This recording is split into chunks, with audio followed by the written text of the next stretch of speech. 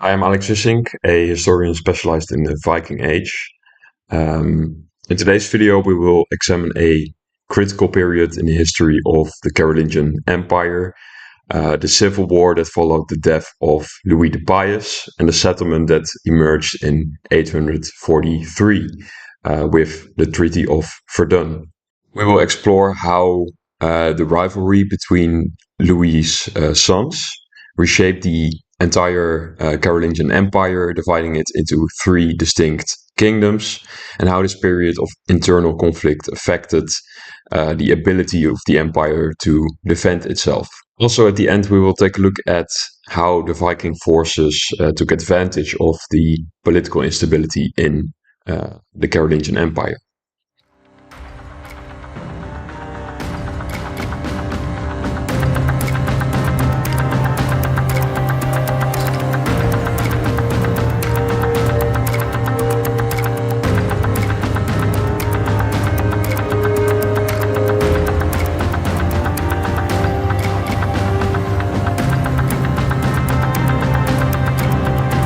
First, we'll start a bit earlier in time, namely the death of Charlemagne. Charlemagne died in 814, and his empire passed intact to his only surviving son, Louis the Pious.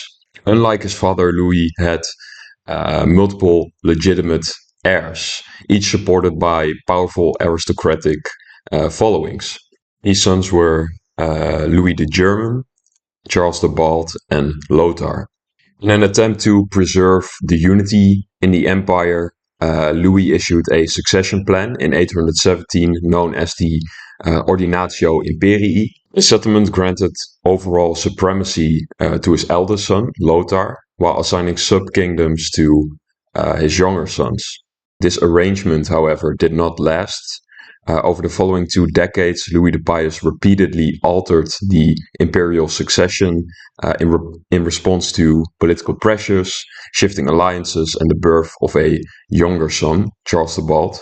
By 839, Louis had issued no fewer than 5 different succession plans, and rather than clarifying the future of the empire, in fact, these revisions undermined consensus and created competing interpretations of who was the legitimate ruler. When Louis the Pious died in 840, there was no agreed framework of succession.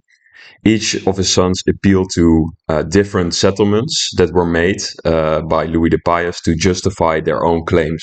Lothar, for instance, the eldest son of Louis the Pious, rejected the most recent division and instead reasserted the Ordinatio Imperii of 817, claiming superiority over the entire empire. With much of the Frankish elite initially backing him, Lothar escalated his demands and sought to rule the empire alone.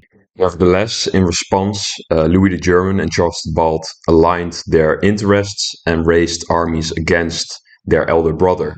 What followed was a full-scale civil war that engulfed the entire Carolingian world. The decisive battle came in 841 at the Battle of Fontenoy.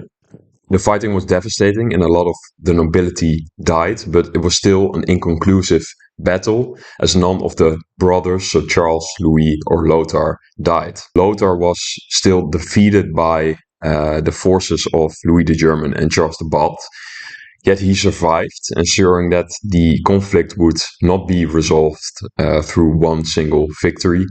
Nevertheless, the battle shifted the balance of power. Lothar was forced to negotiate with his younger brothers. And in August 843, the brothers reached a settlement known as the Treaty of Verdun. The agreement divided the Carolingian Empire into 3 autonomous kingdoms. Louis the Pious received all the territories east of the Rhine, along with the districts of Mainz, Worms, and Speyer. Again, sorry if the pronunciation isn't completely correct. Lothar retained the imperial title and ruled a long central realm stretching from the Low Countries all the way to northern Italy. Finally, Charles the Bald was granted the Western Kingdom, including Aquitaine and Neustria. Aquitaine was a large region in southwestern Gaul, roughly corresponding to modern-day southwestern France, while Neustria referred to the northwestern part of the kingdom. The Treaty of Verdun was not intended as a permanent solution. None of the brothers believed the division to be final. However, it provided a broadly accepted political framework within which rivalry, negotiation, and occasionally cooperation could continue. In this sense, it was one of the most successful settlements of the Carolingian era. So, as we have seen, between 840 and 843, the Carolingian Empire was consumed by internal conflict, leaving its borders and river systems vulnerable. According to contemporary observers, this political internal conflict only strengthened external enemies. For instance, one chronicler, Ermentar, remarked that the internal discord between the brothers merely added to the foreigners' strength. As such, we see that Viking attacks increased along the Frankish rivers during this time. In 841, while the sons of Louis the Pious were still at war, churches and towns throughout the Seine Valley were raided by Vikings. The following year, in 842, the major trading port of Quentovik was sacked by a Viking fleet. So with these examples, you see that while the royal forces were tied up in a civil war, the Vikings were able to move quickly and strike where the defenses were weakest. In this regard, it is important to note that the Vikings were not just random raiders that appeared out of nowhere. They were well aware of the ongoing disputes between Louis the Pious's sons. They understood the political situation in the Carolingian Empire and knew exactly when the time was right to attack. This awareness allowed them to exploit divisions and avoid facing a coordinated Frankish military response, making their raids far more effective than if they had simply struck at random. So to conclude, the civil war between the sons of Louis the Pious demonstrates how dynastic disputes could have a profound impact on the stability of the Carolingian Empire.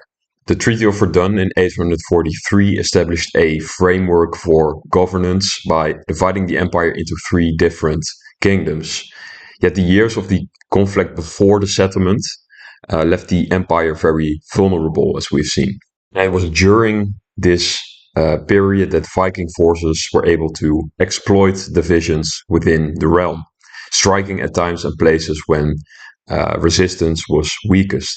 In another video, I will elaborate more on Viking attacks and also the political situation in the Carolingian Empire after the Treaty of Verdun in 843. That was it for now. Thank you all once again for watching. Take care and see you in another video.